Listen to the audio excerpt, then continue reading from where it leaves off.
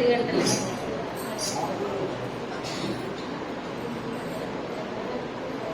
దేవుని నామానికి వందనాలు. చప్పట్లు కొడదాం. మన సంఘం ఏ సంఘం అంటే మాట సంఘం. మీ నాన్నగారు పాస్టర్ గారు ఏ వాక్యం చెప్పారు? దేవుని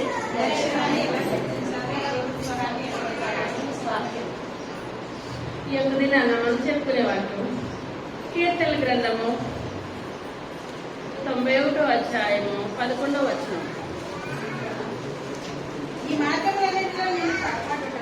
నీ మార్గములన్నింటిలో నేను కాపాడుటకు ఆయన నిన్ను చూసి తన దూతలకు ఆజ్ఞాపించును. రాయి తగలకుండా వారు నిన్ను తమ చేతుల మీద ఎత్తి పట్టుకొందురు. చాలు. చిన్న ప్రార్థన చేస్తాం. పరమా జీవము నాకు నింపా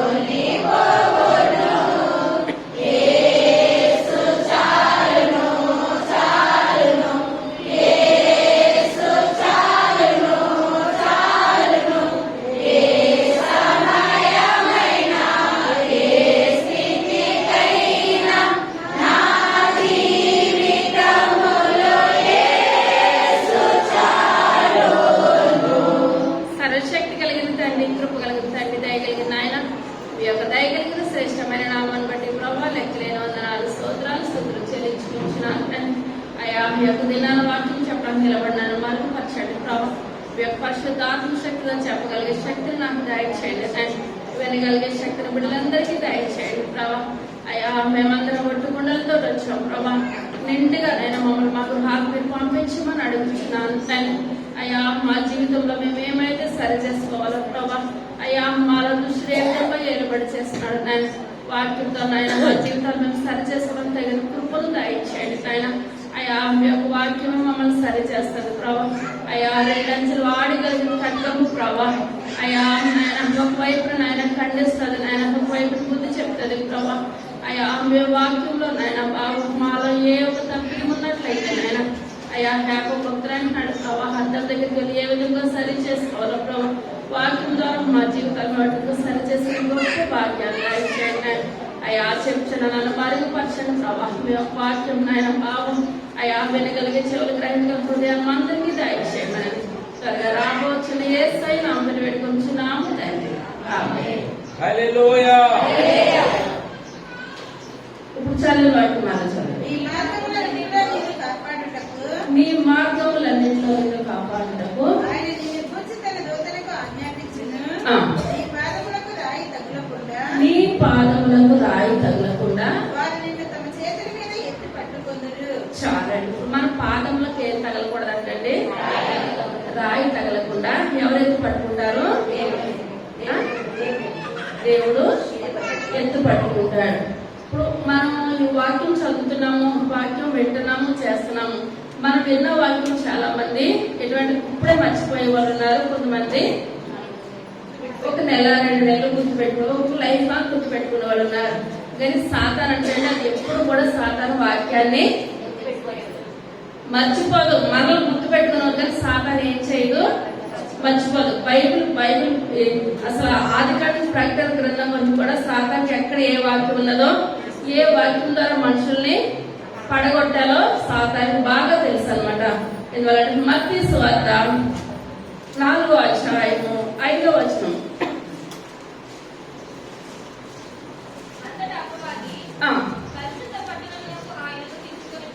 తీసుకొని పోయి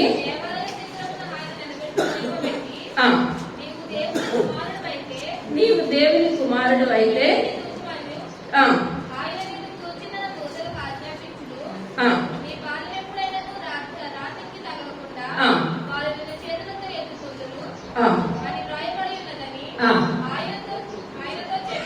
ఇప్పుడు ఎవరెవరితో మాట్లాడుతున్నారండి ఇక్కడ? సాతానుడు యేసయ్యతో మాట్లాడుతున్నారు. ఇప్పుడు ఈ వాక్యం అంతా కూడా దేవుడు భక్తులతో వ్రాయించిన వాక్యం. దేవుని యొక్క నోటు మాట కల్పితాలు ఏది కూడా లేవు. ఈ బైబిల్ గ్రంథంలో ఒక మాట కల్పించిన వాడు శాపగ్రస్తుడు, ఒక పదాన్ని తీసివేసిన వాడు శాపగ్రస్తుడు. ఇందులో మనం కలపడానికి వీల్లేదు, తీసివేయడానికి వీలు. ఎందువల్లంటే ఇది మానవుడు రాసింది కాదు. దేవుడు తన నోటుతో తను చెప్పినప్పుడు 40 మంది భక్తులు ఈ యొక్క వాక్యాన్ని రాశారు. కానీ సాధారణ నుంచి దేవుడితో ఏమంటుందంటే యేసుప్రభు గారు 40 దినాలు ఉపవాసం ఉండి ప్రార్థన చేశారు. ప్రార్థన చేసి ఆ మోకాళ్ళ నుంచి పైకి లేచినప్పుడు ఎవరు వచ్చారండి? సాతాను వచ్చింది. మనం కూడా ఒక్కొక్కసారి అనుకుంటాం ఎక్కువగా ప్రార్థన చేస్తున్నాం, ఎక్కువగా బైబిల్ చదువుతున్నాం అంటే అప్పుడే సాతాను వచ్చి మనల్ని ఏం చేస్తాడు? శోధిస్తాడు. నువ్వు ఎంతసేపు ప్రార్థన చేస్తున్నావు కదా, ఎంతసేపు వాక్యం చెప్తున్నావు కదా, నీ దేవుడు నీకేం చేశాడు? నీ దేవుడు నీకేం చేశాడు? మనం ఆయుష్ ఆరోగ్యంతో ఉన్నామంటే ఆయన చేసిన కృప. ఎందువలనంటే సాతాను ఒకసారి అప్పుల రూపంలోనో, అనారోగ్య రూపంలోనో, ఏదో రూపంలోనో ఆ యొక్క ఆటంకం పెడతా ఉంటది. కానీ ఇప్పుడు పోయిన వారం రాకుండా చేసింది, కానీ ఈ వారం ఆపిందంటారా? ఆపదు. ఎందువల్లంటే సాతాను పెట్టి కొంతమంది యోగులు కూడా కొన్ని రోజులే శోధించింది. జీవితకాలం అయితే ఏమాత్రం కూడా శోధించలేదు.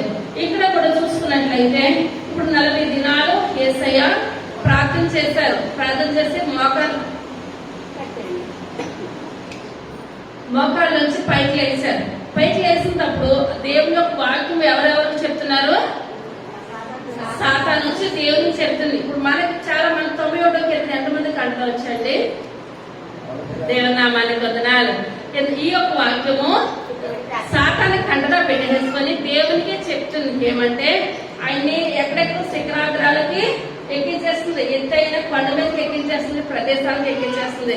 ఎక్కించేసి ఆయన సాతానుడు దేవునితో చెప్పిన నువ్వు కిందకు దుమ్ముకిన దేవదూతలు ఏం చేస్తాయి? పడిపోకుండా నీ పాదాలు పట్టుకుని ఒకసారి పడిపోయి చూడు, నువ్వు కిందకు దుమ్ముకు, నువ్వు నిజమైన దేవుడు అయితే నువ్వు కిందకు దుమ్ముకాలి. దుమ్ముకున నువ్వు పడవు. ఎందువల్లంటే మీ యొక్క దూతలు ఏం చేస్తాయి? నిన్ను ఎత్తు పట్టుకుంటాయి. మనం పడిపోయి దేవుడు పట్టుకుంటాడని మనం పడిపోవడం మంచిదంటారా? ఏమాత్రం కూడా మంచిది కాదు. ఒకవేళ మనకి ఏదైనా కాలు జారి స్లిప్ అయితే దేవుని కృప, కానీ మనం పడిపోవాలని పడిపోయి దేవాన్ని రక్షించాలని ఏమాత్రం కూడా మంచి పని అయితే ఎంత మాత్రం కూడా కానీ కాదు. కానీ ఇక్కడ సాతాను అంటే నువ్వు కిందకు దుమ్ముకే అని మనం చదువుకున్న కదా 91వ కీర్తన. ఆ 91వ కీర్తన కండగా పెట్టేసి నువ్వు పడిపోయినా నీకేమీ కాదు, నీ యొక్క దూతలు నేను ఏం చేస్తాయి? ఎత్తు పట్టుకుంటాయి అని వాక్యం అంతా చెప్తుంది అనమాట. ఎందువల్ల అలాగంటే ఈయన పడిపోతారు కదా, అసలు ఏమవుతుందో చూద్దాం. ఎందువల్లంటే యేసయ్యని ఈ లోకంలో రానకుండా పుట్టక ముందు చేయడానికి చూసింది సాతాను. పుట్టిన తర్వాత కూడా ఆయన ఇంకా 40 దినాలు ఉపవాసం ఉన్నారంటే ఆయన సిలువ వేయబడడానికి దగ్గరికి వచ్చేసారనమాట. ఆయన సిలువ వేయబడినట్లయితే ఆయన సిలువ రక్తం ద్వారా మనకే స్వస్థత. ఆ యొక్క సిలువ నీడలో మనకు స్వస్థత. ఆ యొక్క సిలువను చూసి ఈ లోకం అంతా మార్పు చెందిపోద్దని ఇప్పుడు సాతాను గారు ఏం చేస్తున్నాడంటే యేసయ్యని సిలువకి ఎక్కకుండా లాస్ట్ మనం చెప్పుకున్నాం కదా 2 వారాల క్రిందట. ఆ ముందు కూడా పేతురు గారిలో వచ్చేసి సాతాను ఏమంటుంది? యేసయ్య మనం సిలువ వేయడానికి ఏమాత్రం కూడా వీలు లేదు అని పేతురు గారితో కూడా పలికేస్తుంటే దేవుడు అన్నట్టు సాతానా వెళ్ళిపో. పేతురు గారిలో వచ్చిన సాతాన్ని దేవుడు ఏమంటున్నాడు? వెళ్ళిపోమంటున్నాడు. కానీ ఇక్కడ సాతాన్ని దేవుడు ఏం చేస్తాడంటే సాతానా ఇక్కడ వెళ్ళిపో. దేవుడు అంటున్నాడు కింద వచ్చినప్పుడు నీ దేవుడని యెహోవాను శోధించకూడదని నీకు తెలియదా? ఇప్పుడు ఈ వాక్యాలన్నీ చెప్తున్నావు కదా. సాతాను ఒక్కొక్కసారి వాక్యంతో మనకు చెప్తా ఉంటాడు, కానీ మనకు తిరిగి మనం అనుకుంటే మనకు సమాధానం లేదని అనుకుంటాం. కానీ మనం కూడా దేనితో చెప్పాలండి? వాక్యంతో చెప్పాలి. ముళ్ళులతో తీయాలి, వజ్రంతో కొయ్యాలి. కనుక మనకి రెండో వాక్యం తెలక ముందు వాక్యం అవును కదా సరిపోయింది కదా మనం ఏం చేస్తామంటే పక్కకి వచ్చేస్తాం అనమాట. ఆ రకంగా రాకూడదు. కానీ కిందకు వచ్చాము దేవుడు అంటున్నాడు నీ దేవుడైన యెహోవాను శోధించకూడదని నీకు ఏమాత్రం కూడా తెలియదా అని మాట్లాడినప్పుడు దుష్టుడు ఏమైపోయాడండి? పారిపోయాడు. ఎందువల్లంటే మన దుష్టుడు పారిపోయేటట్టు మన ప్రార్థన ఉండాలి, కానీ ఆ యొక్క దుష్టుడిని ఎదిరించలేని ప్రార్థన మనం చేసిన ఒకటే, చేయకపోయినా కూడా ఒకటే. తర్వాత చూసినట్టు హెబ్రీయులకు రాసిన పత్రిక మొట్టమొదటి అధ్యాయం 14వ వచనం. వీరందరూ రక్షణను స్వాస్థ్యము పొందబోవు వారికి స్వాస్థ్యము పొందబో వారికి పరిచారం చేయుటకై ఆ. పంపబడిన సేవకులైన ఆత్మలు కారా? రక్షణ పొందిన మనందరికీ అంటే దూతలు ఇప్పుడు ఏం చేస్తాయంటండి? పరిచర్య చేస్తాయంటండి. దూతలు దేవుడు మనకు కావలుగా ఉంచుతాడు. దూతలు మనకేం చేస్తాయి? పరిచర్య చేస్తాయి. పరిచర్య చెయ్యాలని అంటే ఇక్కడ పౌలు గారు మాట్లాడుతున్నారు. ఎవరెవరికి చేస్తాయంటే దూతలు పరిచర్య? రక్షింపబడిన వారికే చేస్తాయి, కానీ రక్షించబడలేని వారికి దూతలు ఏమాత్రం కూడా పరిచర్య చేయవు. ఇప్పుడు దేవుని యొక్క దూతలు మనకి పరిచర్య చేయడానికి దేవుడు ప్రేమిస్తున్న పరలోకం నుంచి ఈ లోకంలోనికి దేవుని యొక్క దూతలు ఈ లోకంలోనికి పంపించారు. అదే మత్తయి సువార్త 18వ అధ్యాయము మొట్టమొదటి వచనం. ఆ కాలంలో శిష్యులు యేసు వద్దకు వచ్చి ఆ. పరలోక రాజ్యంలో ఎవడు గొప్పవాడని అడుగగా పరలోక రాజ్యంలో ఎవరు గొప్పవాళ్ళని అడగగా ఆయన యొక్క చిన్న బిడ్డను తన యొద్దకు పిలిచి ఆ. వారి మధ్యన నిలవబెట్టి ఇట్లనెను, ఆ. మీరు మార్పు నొంది బిడ్డల వంటి వారైతేనే కానీ ఆ. పరలోక రాజ్యంలో ప్రవేశింపరని నీతో నిశ్చయముగా చెబుతున్నాను. చాలా ఇక్కడ శిష్యులందరూ యేసయ్య దగ్గరికి వచ్చి, ఇప్పుడు మనము కూడా మన కుటుంబంలో తల్లిదండ్రులకు ఇప్పుడు 2 కానీ 3 కానీ పిల్లలు ఉన్నారంటే పిల్లలకు ఒకటి వాళ్ళ మైండ్ లోకి వచ్చేస్తుంది, మా అమ్మ నాన్న నన్ను బాగా చూస్తారా, చెల్లిని బాగా చూస్తారా, అక్కను బాగా చూస్తారా, అన్నయ్యని బాగా చూస్తారా. ప్రతిదీ కూడా వాళ్ళు ఏం చేసుకుంటారో టాలీ చేసి పైకి ఎంత చూసినప్పటికీ కూడా కొంచెం ఏమో మా అన్నయ్య మీద ఉన్నదేమో, కొంచెం మా చెల్లి మీద ఉన్నదేమో. ఎందువల్లంటే మానవ నైజం అది. ఏంటంటారండి? మానవ నైజం. తల్లిదండ్రులు అయితే అవి వ్యత్యాసాన్ని ఎవరికి కూడా చూపించరు, కానీ పిల్లలు అనుకుంటారు నాకన్నా వాళ్ళనే బాగా చూస్తున్నారు, నాకన్నా వాళ్ళనే బాగా ఎంత చూసినప్పటికీ కూడా సమానంగా చూసినప్పటికీ కూడా అదొకటి బిడ్డల్లో కలిగిపోతుంది. అలాగే యేసయ్యకి 12 మంది శిష్యుల్లో 12 మంది శిష్యులు కూడా యేసయ్య దగ్గరికి వచ్చి యేసయ్యని అంటున్నారు, యేసయ్య మీ యొక్క 12 మంది శిష్యుల్లో నేను గొప్ప, ఇంకొకరు గొప్ప, మీరు ఎవరిని గొప్పగా చూస్తున్నారు, మీరు ఎవరికి అధ్యక్షత వహిస్తున్నారు, ఎవరికి మీరు మొట్టమొదటి స్థానాన్ని దయచేస్తున్నారు? 12 మందిని అడుగుతూ ఉంటుంటే దేవుడు ఎవరికి చెప్తాడండి? అప్పుడు అంటున్నాడు, మీరు ఎవరు గొప్ప గొప్ప గొప్ప, నేను గొప్ప నేను గొప్ప అనుకుంటే ఏది కూడా కరెక్ట్ కాదు. కానీ మీ మనస్తత్వం ఎలా ఉండాలి? చిన్నపిల్లల్లా ఉండాలి. చిన్నపిల్లలు మనసు అప్పుడే మనం తిడతాం, అప్పుడే దగ్గర తీసుకుంటే వాళ్ళు వచ్చేస్తారు. అదే పెద్దవాళ్ళు ఒక మాట అంటే సంవత్సరాలు పట్టేస్తుంది అనమాట. ఇక్కడ కూడా దేవుడు అంటున్నాడు, మీరు ఆ రకంగా కాదు, మీ మనసు ఎలా ఉండాలి? చిన్నపిల్లల్లాగా ఉండాలి. మీరు చిన్నపిల్లల్లాగా ఉన్నట్లయితే ఎవరు చిన్నపిల్లల్లాగా ఉంటారో పరలోక రాజ్యంలో వారిదే మొట్టమొదటి స్థానం. తర్వాత కాగా ఈ బిడ్డ వలె తను తాను తగ్గించుకొని వాడేవాడు, ఆ. వాడే పరలోక రాజ్యంలో గొప్పవాడు. పరలోక రాజ్యంలో గొప్పవాడు. మరియు ఇలాంటి యొక్క బిడ్డను ఆ. నా పేరట చేర్చుకునేవాడు నన్ను చేర్చుకొనును. ఆ. నా యందు విశ్వాసముంచి ఈ చిన్నవారిలో ఆ. ఒకరిని అభ్యంతరపరచువాడెవడు, ఆ. వాడు మెడకు పెద్ద దేవుడిరాయి కట్టబడిన వాడై ఆ. మిక్కిలి లోతైన సముద్రంలో ముంచివేయబడుట ఆ. వారికి మేలు. చాలా ఇక్కడ చూసినట్లయితే ఇప్పుడు దేవుడు ఏమంటాడండి? చిన్న పిల్లల్ని చేర్చుకోవాలంటే మనం ఎవరిని చేర్చుకోవాలి? చిన్న పిల్లల్ని చేర్చుకోవాలి. ఇలాంటి వారిదే పరలోక రాజ్యం. ప్రతిది కూడా చిన్నపిల్లల గురించి చెప్తూ వచ్చి ఇప్పుడు దేవుడు ఏమంటాడంటే ఇప్పుడు మనం ఎవరికి సహాయం చేయాలంటే అండి చిన్నపిల్లలకి సహాయం చేయాలి. ఒకరిని చేర్చుకోవాలి, ఒకరిని దత్తత తీసుకొని మన బిడ్డలాగా వాళ్ళు ఏం చేయాలి చూడాలి. ఇదే అధ్యాయము 10వ వచనం. ఈ చిన్నవారిలో ఒకడినైనను ఆ. ధృవీకరింపకుండా చూచుకొనుడి. ఆ. వీరి దూతలు వీరి దూతలు అనగా ఏంటంటే ఆ ఒక్క మాట చాలు. వీరి దూతలు అనగా ఎవరి దూతలు? చిన్న బిడ్డల దూతలు. ఇప్పుడు పెద్దవారి దూతలు ఉన్నాయి పరలోక రాజ్యంలో, చిన్న బిడ్డల దూతలు ఉన్నాయి, యవనస్తుల దూతలు కూడా ఉన్నాయి. ఇప్పుడు యవనస్తులు తప్పిదం చేస్తే ఆ యొక్క యవన దూతలు వచ్చి ఇప్పుడు ఏం చేస్తాయండి? వాళ్ళని గద్దిస్తాయి. పెద్దవారు తప్పు చేసినట్లయితే పెద్దవారి దూతలు వచ్చి పెద్దవారిని ఖండిస్తాయి. ఇక్కడ ఏ దూతలు అండి? ఈ యొక్క మళ్ళీ చదువుతాం అన్నమాట. వీరి దూతలు. ఇప్పుడు చిన్న పిల్లలు కూడా దేవుడు అంటే దూతల్ని పుట్టించాడంటే అండి. ఒక్కొక్కసారి మన బిడ్డల్ని మంచిగా రెడీ చేసి పాలు పట్టించి పడుకోబెట్టి ఒకసారి మనం సడన్ గా వచ్చి చూసినట్లయితే పిల్లలు ఏం చేస్తారండి? నవ్వుతారనమాట. ఆ నవ్వుతే మనం అనుకుంటాం అయ్యో ఎంత నిద్దట్లోనూ నవ్వుతున్నాడు ఏంట. కానీ ఒక దోతులు వచ్చి ఆ చిన్నపిల్లల్ని ఏం చేస్తాయంటండి, ఆడిస్తాయంటండి. ఆడించి వాళ్ళని ఎక్కడెక్కడెక్కడెక్కడో తీసుకెళ్లి ఆడిస్తాయి. ఆడించినప్పుడు పిల్లలు ఏం చేస్తారు, నిద్దట్లోనూ నవ్వుతారు. మనకు అది అర్థం కాదు. అర్థం కాక అమ్మ పిల్లలు నవ్వుతున్నారు అని అనుకుంటాం. కానీ చిన్నపిల్లలు దోతులు చిన్నపిల్లలకి ఏం చేస్తాయి, ఆడిస్తాయి, పాడిస్తాయి, లాలిస్తాయి, అన్ని కూడా చేస్తా ఉంటాయి. మనం చూసుకున్నట్లయితే తల్లిదండ్రులు మన బిడ్డలు ఎంతసేపు చూడలేము. మనము ఏదో కాసేపు మనం వెలుగుకున్నంతసేపు చూస్తాం. మేము మనం పడుకున్నంతసేపు కూడా మన బిడ్డల చుట్టూ మన చుట్టూ దేవుని తన దూతలను ఇప్పుడు ఏం చేస్తున్నాడండి, కావలిగా ఉంచుతాడు. మరొక దినాన్ని మనం చూడగలుగుతున్నాం అంటే కేవలం ఆయన ఉచితమైన కృప. ఆయన కృప లేకపోతే మనం మరొక దినాన్ని మనము చూడడానికి ఏమాత్రం కూడా మన జీవితాల్లో కానీ మన బ్రతుకుల్లో కానీ ఎంత మాత్రం కూడా అర్హత లేదు. కానీ ఇక్కడ దేవుడు ఎవరికి తగ్గ దూతల్ని, వాళ్ళకి చిన్న బిడ్డలు తగ్గ దూతల్ని ఇప్పుడు చిన్న పిల్లలు పెద్దవాళ్ళతో ఆడుకోవాలంటే వాళ్ళతో మనం పరుగులు పెట్టగలుగుతామంటారా? పరుగులు పెట్టలేము. ఎంత వయసు తగ్గవాళ్ళు అంత వయసుకి. ఇప్పుడు దేవుడు కూడా చిన్న బిడ్డలు తగ్గ దూతల్ని చిన్న పిల్లలకి, పెద్దవాళ్ళకి తగ్గ దూతల్ని పెద్దవారికి, ఎవరికి తగ్గ దూతల్ని దేవుడు వాళ్ళకి ఈ లోకంలోనికి అనుగ్రహించాడు. మన జీవితాల్లోనూ మన బ్రతుకుల్లోనూ కూడా గొప్ప మేలులు ఆయన దయచేస్తున్నాడు అనమాట.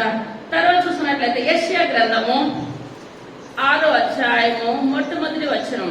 రాజైన ఉజ్జియా మృతునందిన సంవత్సరమున అత్యున్నతమైన సింహాసనమందు ప్రభువు ఆసీనుడై ఉండగా నేను చూస్తుని. నేను ఇక్కడ ఏ దూతలంటే బలసూరులైన దూతలంటే, ఇక్కడ ఏ దూతలు, బలసూరులైన దూతలు. ఇప్పుడు ముందు చదువుకుంటే ఏ దూతలు ఉన్నాయి అక్కడ, చిన్న బిడ్డల దూతలు. ఇక్కడ ఏంటండి, బలసూరులైన దూతలు. బలసూరులైన దూతలు ఎవరి దగ్గర పరిచర్య చేస్తున్నారు, దేవుని దగ్గర పరిచయం చేస్తుంటే ఇప్పుడు రాజైన యెషయాకు దేవుడు దర్శనాన్ని చూపిస్తున్నాడు. ఆయన దర్శనం చూపించినప్పుడు నీకన్నా బలమైన దూతలు ఎక్కడున్నారండి, దేవుని యొక్క బలిపీఠం దగ్గర దేవుడు సింహాసనం మీద ఆసీనుడై ఉండగా దేవుని యొక్క దూతలు, బలమైన దూతలు దేవునికి ఏం చేస్తున్నాయండి, పరిచర్య చేస్తున్నాయి. రాజైన ఉజ్జియా మృతునందిన సంవత్సరమున అత్యున్నతమైన సింహాసనమందు ప్రభువు ఆసీనుడై ఉండగా నేను చూచితిని. ఆయన చొక్కాయి అంచుల దేవాలయమును నిండుకొనెను. ఆయనకు పైగా శరాపులు నిలిచి ఉండేది. ఒక్కొక్కరికి 6 రెక్కలుండెను. ఒక్కొక్కరికి ఎన్ని రెక్కలు ఉన్నాయంటే 6 రెక్కలుండెను. ప్రతివాడు 2 రెక్కలతో తన ముఖమును, 2తో తన కాళ్ళను కప్పుకొనుచు, 2తో ఎగురుచుండెను. చాలా. ఇప్పుడు ఇక్కడ వాళ్ళకి ఎన్ని ఉన్నాయంటే రెక్కలు, 6 రెక్కలు ఉన్నాయి. 2 రెక్కలతో ఏం చేస్తున్నాయి, ముఖాన్ని కప్పుకొని. ఎందువల్లంటే పరిశుద్ధుడైన దేవుణ్ణి మేము చూడలేము. 2 రెక్కలతోటి కాళ్ళని కప్పుకుంటాయి, 2 రెక్కలతోటి ఎగురుతున్నాయి అనమాట. ఇప్పుడు బలశూరులైన దూతలు దేవుని సన్నిధిలో ఉండి ఈ విధముగా ఉన్నాయి. ఇప్పుడు మనకు దేవుడు ఏమనుగ్రహించాడంటే, ఇప్పుడు ఎన్ని చేసినా తర్వాత చదువుకుందాం. వారు సర్వలోకము ఆయన మహిమతో నిండి ఉన్నది అని గొప్ప స్వరముతో గాన ప్రతిగానములు చేయుచుండిరి. వారి కంఠస్వరము వల్ల గడపకముల పునాదులు కదులుచు మందిరము ధూపము చేత నిండగా. చాలా. ఇప్పుడు ఈ దూతలు ఏం చేస్తున్నాయని దేవుని ముందు పరిశుద్ధులు పరిశుద్ధులు పరిశుద్ధులు అని. ఏ దూతలు అని చెప్పానండి, బలసూరులైన దూతలు. బలసూరులైన దూతలు ఆయన సన్నిధి దగ్గర నిలవబడి 2 చేతులతో ముఖాన్ని కప్పుకొని, 2 రెక్కలతో పాదాలను కప్పుకొని, 2 రెక్కలతోటి ఎగురుచూ ఇప్పుడు ఏం చేస్తున్నాయంటే గాన ప్రతిగానాలు చేస్తున్నాయి. ఇప్పుడు గాన ప్రతిగానాలు ఆ యొక్క దేవుని సన్నిధిలోనే చేస్తున్నాయి. కానీ దేవుని దూతల కంటే పాటలు పాడడం చాలా ఇష్టమంట, దేవుని దూతలకి వాక్యం చెప్పడం చాలా ఇష్టమంట, దేవుని దూతలకి ఆరాధన చేయడం చాలా ఇష్టమంట. ప్రతిదీ దేవుని సన్నిధిలో నేను చెయ్యాలి అన్నది ఎక్కువ కోరిక అంటే. కానీ దేవుని దూతలకి అటువంటి ఆద్యత ఇవ్వలేదు. ఎందువల్ల దేవుని సన్నిధిలో పరిశుద్ధులు అంటమే కానీ దూతలు వచ్చి పాటలు పాడటం కానీ, దూతలు వచ్చి ప్రార్థన చేయడం కానీ, దూతలు వచ్చి వాక్యం చెప్పడం కానీ అది ఏది చేయలేదంటే ఆ యొక్క ధన్యత ఎవరికి ఇచ్చాడండి, మానవులుగా మనకి ఇచ్చిన మనము మన సంఘం అయితే సమయానికి వస్తుంది. పాటలు పాడేవాళ్ళు పాటలు పాడుతున్నారు, ఏది చేసే వాళ్ళకి చేస్తున్నారు. కానీ కొంతమంది అయితే, కొన్ని సంఘాలు అయితే మొదలు పెట్టేసి పాస్టర్ గారు లాస్ట్ చివరి ప్రార్థనకు వచ్చేటప్పటికి వచ్చే వాళ్ళు కూడా ఉన్నారు. ఎందువల్లంటే మనకి ఇచ్చిన తలాంతులు మనం ఏం చేయట్లేదు, ఉపయోగించుకోవట్లేదు. పనులు ఎంతసేపు చేసినా, రోజంతా మనం చేసిన పనులు ఉంటానే ఉంటాయి, కానీ మన పనులు చక్క పెట్టుకొని మనం ఎక్కడికి రావాలంటే సమయానికి దేవుని సన్నిధానికి రావాలి, అనుకోవాలి. ప్రభా దేవుని యొక్క దూతలకు లేదు అటువంటి ఆధిక్యత ఎవరికి ఇచ్చావు, ఎందుకు పనికిరాని మాకు ఇచ్చావు నాయన. మాకు ఇచ్చిన ఆ తలాంతులతో ఎవరిని స్తుతించాలి, మిమ్మల్ని స్తుతించాలి అయ్యా. మాకు ఇచ్చిన పెదవులతోటి మిమ్మల్ని స్తుతించే కృపను మాకు దయచేయండి నాయన. ఆ యొక్క దూతలు ఎన్నో చేస్తున్నాయి, ఎన్నో అనుకుంటాయి, దేవుని ముందే చేయగలుగుతున్నాయి. దేవుని దూతలు ఇప్పుడు మనలో ఉన్నారు, మనలో ఉండి కార్యాలు చేయగలుగుతున్నాయి తప్పించి మనం పక్కన పెట్టి దూతలకి దేవుడు ఆ యొక్క ఆదిత్య దేవుని యొక్క దూతలకి దేవాతి దేవుడు ఏమాత్రం కూడా అనుగ్రహించలేదు. మనకి ఇచ్చిన మనము దేవుని సన్నిధిలో మనం ఎంతసేపు ప్రార్థన చేస్తున్నాము, ఎంతసేపు మనం దేవుని యొక్క వాక్యాన్ని చదువుతున్నాము, ఎంతసేపు మనము దేవుల్లో జీవిస్తున్నాం అన్నది మనం ఏం చేసుకోవాలండి, పరీక్ష చేసుకోవాలి. ఇప్పుడు బలసూరులైన దూతలకు కూడా దేవుడు ఏమివ్వలేదండి, ఆరాధన నడిపించే అవకాశం గాని, పాటలు పాడే అవకాశం గాని, వాక్యం చెప్పే అవకాశం గాని ఎంత మాత్రం కూడా దేవుడు ఆ యొక్క దూతలకు ఏ మాత్రం కూడా అనుగ్రహించలేదు.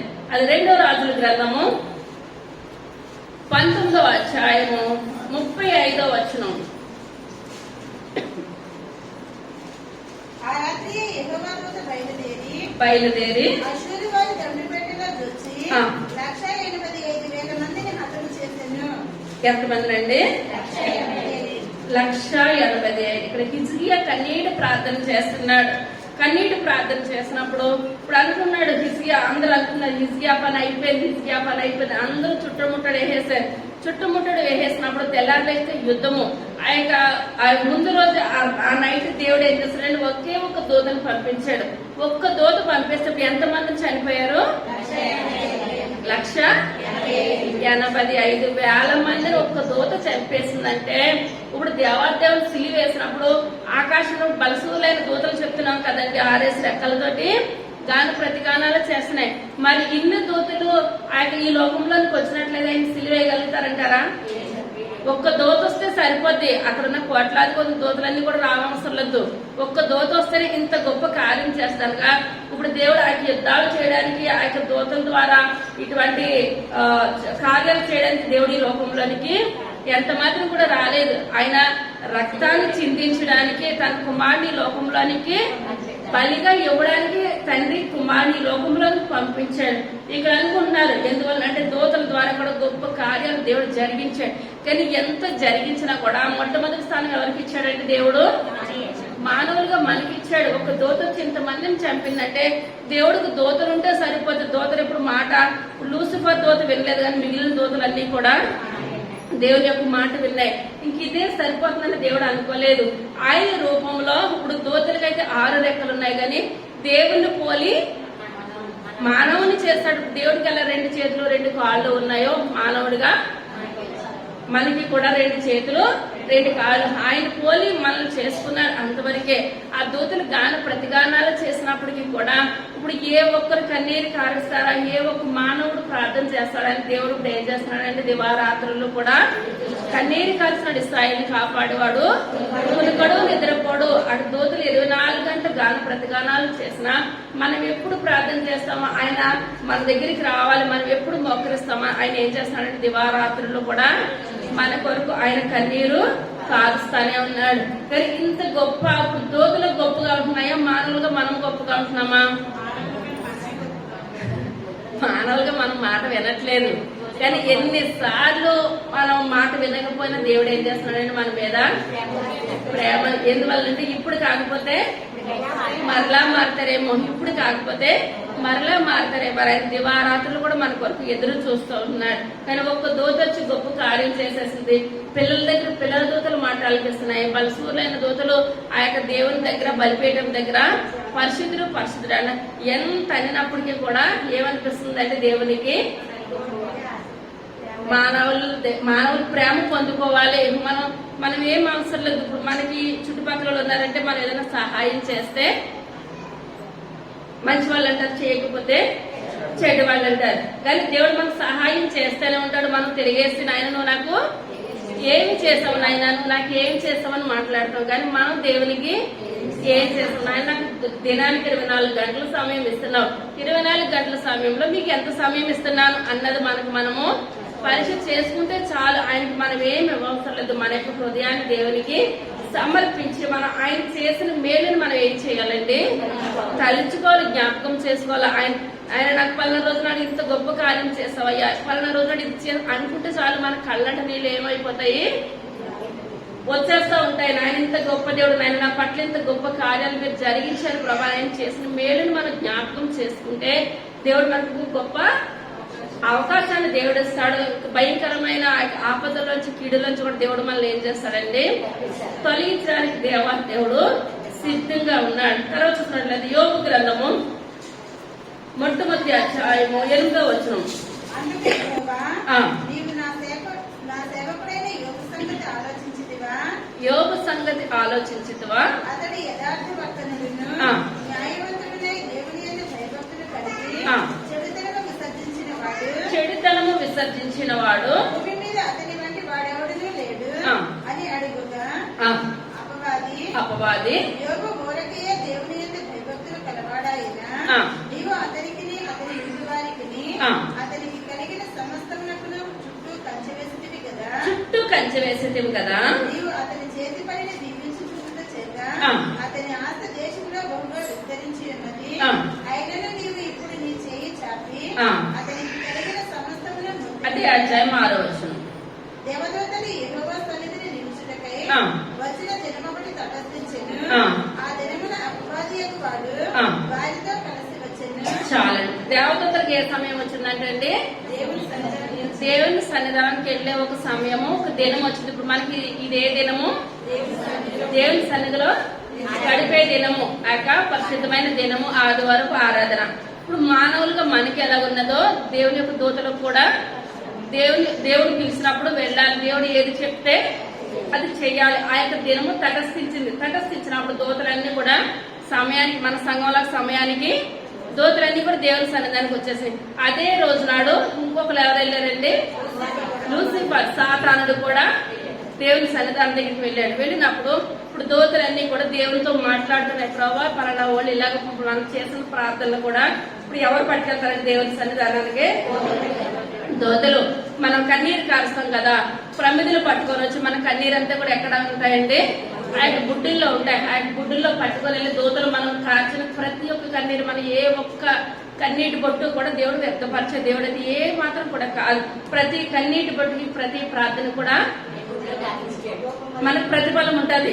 ఆ యొక్క దూతలు పట్టుకొని వెళ్ళి దేవుని సన్నిధిలో పలానా అమ్మ ప్రార్థన చేసింది, పలానా పురుషుడు ప్రార్థన చేస్తాడు, ఆ ప్రార్థనకి జవాబు మీరు దయచేయాలి ప్రభావాన్ని దూతలు పట్టుకొని వెళ్తా ఉంటాయి. పట్టుకొని వెళ్ళినప్పుడు సాతాను కూడా ఎక్కడికి వెళ్ళాడండి, ఆ యొక్క ప్రార్థన సమయానికి. ఒక్కొక్కసారి సాతాను మనకన్నా ఎక్కడికి వచ్చేస్తాడండి, ముందుగానే వచ్చేస్తాడనమాట దేవుని మందిరంలోనికి. ఎవరు సులువుగా దొరికితే వాళ్ళలోకి వెళ్ళిపోతాడు. ఇంక వాళ్ళు కూడా ముందుకు పడతారు, వెనక పడతారు, ఏది కూడా వినరు. అంతా అయిపోయిన తర్వాత వాక్యం ఎలా చెప్పారని ఇంటి దగ్గర అడిగితే ఏమంటారు, ఒకళ్ళంటే ప్రార్థనకు వచ్చారంటే వచ్చిన దగ్గర నుంచి ముందుకు పడతాం, వెనక పెడతాం. ఫాస్ట్ గారు ఒకసారి అన్నారంట, కొరింథీయులకు రాసిన పత్రిక అన్నారంట. అది ఒకటి గుర్తు పెట్టుకున్నామా, మళ్ళా నిద్దట్లోకి వెళ్ళిపోయిన తర్వాత ఇంటికి వెళ్ళిన తర్వాత తన భర్త పిల్లలు అన్నారంట. ఏం చెప్పారు పాస్టర్ గారు, వాకి ఏం చెప్పారంటే ఆవిడ ఏం వెళ్ళదో చెప్పడానికి ఏదో కొరింథీయుల గురించి చెప్పారు. ఏం చెప్పారు, కొరింథీయులు రాసిన పత్రికను ఏమంటుంది, కొరింథీయులు అంటే ఈవిడ అదే విన్నది. ఆమెలో ఏమున్నది, దయ్యం, పెద్ద దయ్యం వచ్చేస్తుంది కాబట్టి ఆ దయ్యం మాట విన్నది తప్పించి వేరేది ఏది కూడా వినలేదు. కానీ మన సంఘం అటువంటి సంఘం కాదు. నిద్రపోయి లేచినప్పటికీ కూడా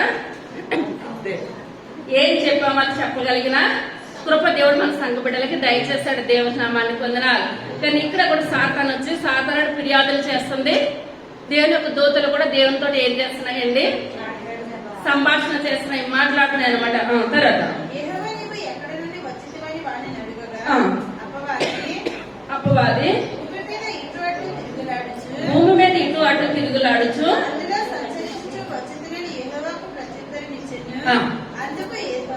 అందుకు యెహోవా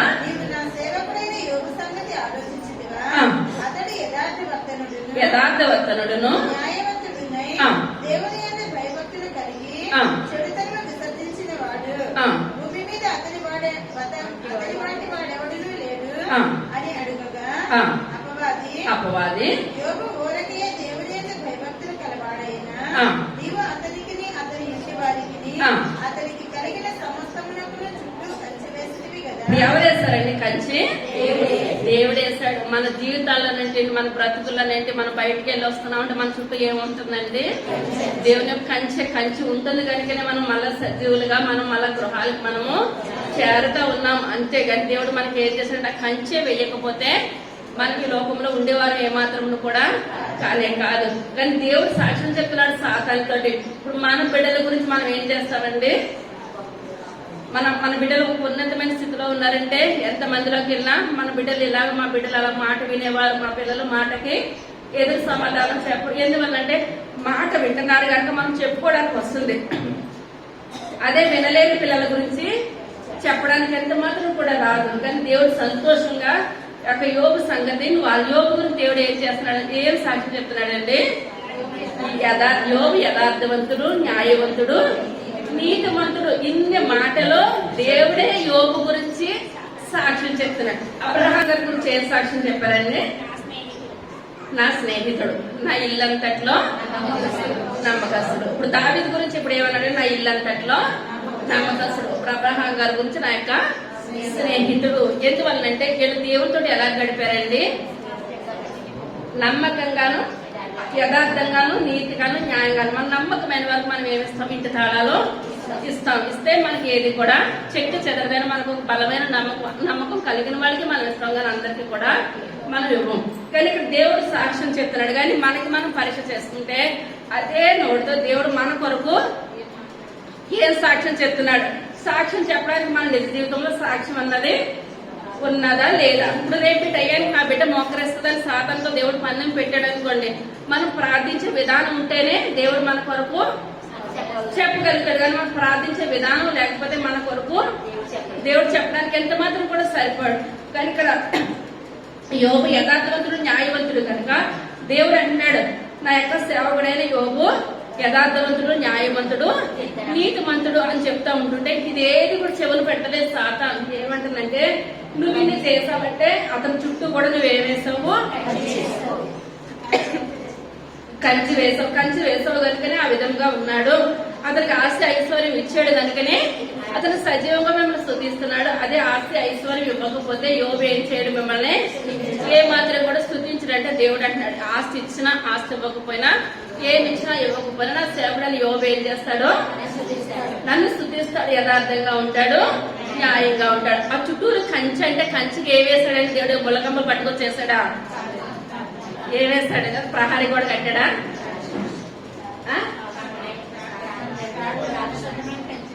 పరిశుద్ధమైన దూతలు కావాలా ఉంచాడు. దేవుడు నామానికి వందనాలు. వారు ఏం చెప్పుకుంటున్నారంటే, దూతలు, చిన్నపిల్లల దూతలు చిన్నపిల్లలకు కావాలిగా ఉంచుతున్నారు. పెద్దవారికి కావలసిన దూతలు పెద్దవారికి. దేవుని మందిరం దగ్గర, దేవుని సన్నిధిలో ఏ దూతలు ఉన్నారో పరశూరులైన దూతలు ఉంటారు అనమాట. ఇప్పుడు ఇక్కడ యోబు చుట్టూరు ఇప్పుడు దేవుడు ఏం చేస్తాడంటే దూతల్ని కావాలా ఉంచాడు అనమాట. ఇప్పుడు ఏదైనా తోటలో ఆదాముని అవని బయటికి గెట్టేస్తే ఇప్పుడు ఏం చేస్తాడు? అక్కడ కట్ట జ్వాలలను నిలువ పెట్టేస్తాడు అనమాట. కెరూబులు, సెలవులు ఆ దూతలు దాటుకుంటే ఎవరు కూడా లోనకి ఏ మాత్రం కూడా రాలేరు. తర్వాత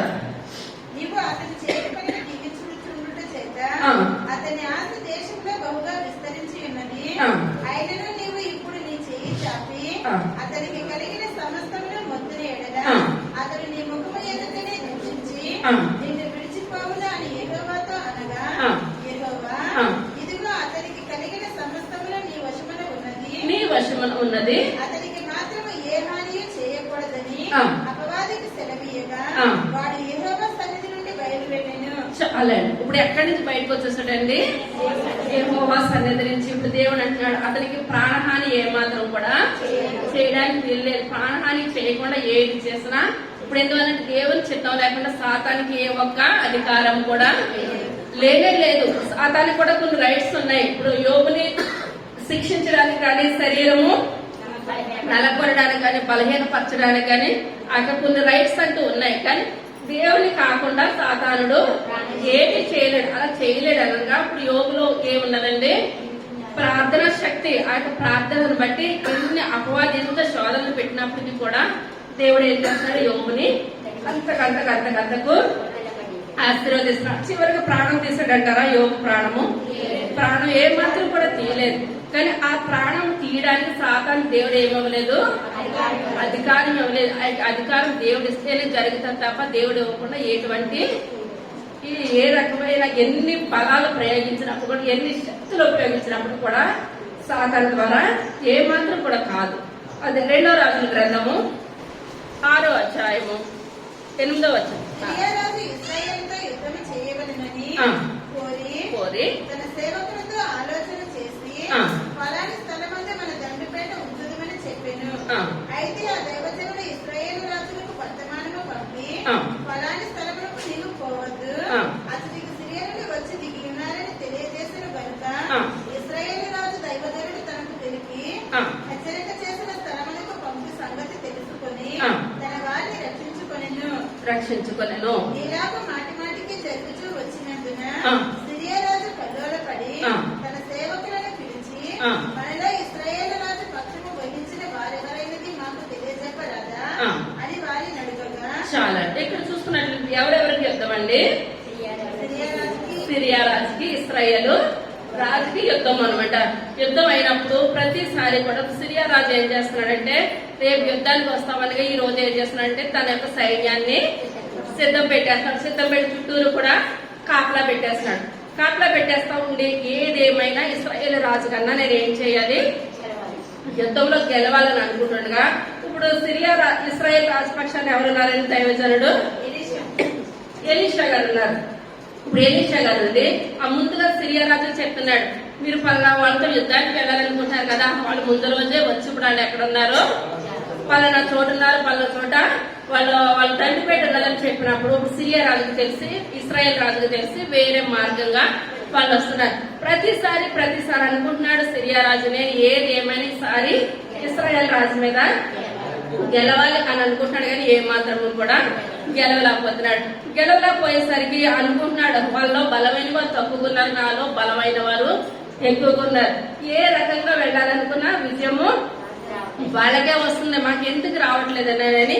ఎందువల్లంటే మాలో ఎవరైనా సమాచారం ఇశ్రాయేలు రాజుకి చెప్పేవాళ్ళు ఉన్నారేమో అన్న డౌట్ కలిగి అక్కడ అంటున్నాడు తన సైన్యాన్ని పిలిచి, మీరు ఎవరైనా డబ్బుకి లోకిపోయారా, డబ్బుకి అమ్ముడు పడిపోయారా, మనలో ఉన్నవారు అటువైపు ఎవరైనా వెళ్లిపోయారా అని అంటుంటే అందులో ఒక ఆయన అంటున్నాడు, మనలో ఉన్నవారు ఎవరు కూడా అటువంటి డబ్బుకి అమ్ముడు పడిపోయేవారు ఎవరు కూడా లేరు. కానీ అక్కడ ఎలీషాను ఒక దైవజనుడు ఉన్నాడు, దేవుడు అతనితో మాట్లాడతాడు. అతను ఏది చెప్తే అది జరిగిపోతుంటది. మనం దాగున్నప్పటికప్పుడికి వెళ్ళి దాక్కున్నా, ముందు రోజు వెళ్ళినా దేవుడు మనం వెళ్ళకపోయే విషయాలు కూడా దేవుడు వాళ్ళకి బయలుపరిచేస్తాడు, దేవుడు వాళ్ళకి చెప్పేస్తాడు. కనుక ఈ రకమైన దైవజనుడు ఉన్నాడని చెప్పేటప్పటికి ఇప్పుడు సిరియా రాజు కోపం వచ్చేసి, అయితే మీరు వెళ్ళి అతన్ని మన దగ్గరికి పట్టుకొచ్చేయండి అని అనేది చెప్పేసి దేవుని పంపించాడండి. తన యొక్క సైన్యాన్ని ఆ యొక్క ఎలీషా గారి దగ్గర పంపించారు. తర్వాత నా ఏలినవాడా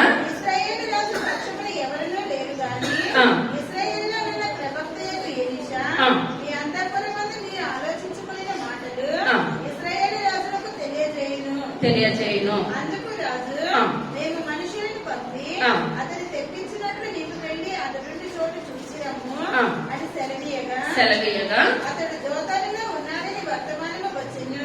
కాబట్టి రాజు అతడికి గుర్రములను రథములను గొప్ప సైన్యమును పంపెను.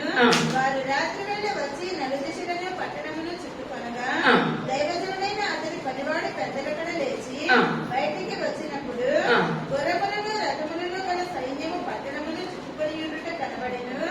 అంతటా అతని పనివాడు, అయ్యో నా ఏలినవాడా, మనము ఏమి చేయమని ఆ దైవజనునితో అనగా అతడు భయపడవద్దు, మన పక్షమున ఉన్నవారు వారి కంటే అదుపుడై ఉన్నారని చెప్పి, యెహోవా వీడు చూసినట్టు దయచేసి వీరి కండ్లను తెరవమని ఎలీషా ప్రార్థన చేయగా యెహోవా పనివాని కండ్లను తెరవచేసిన గనుక వాడు ఎలీషా చుట్టూ పర్వతము అగ్ని గుర్రముల చేత రథముల చేతను నిండియుటకు చూచెను. వందనాలు.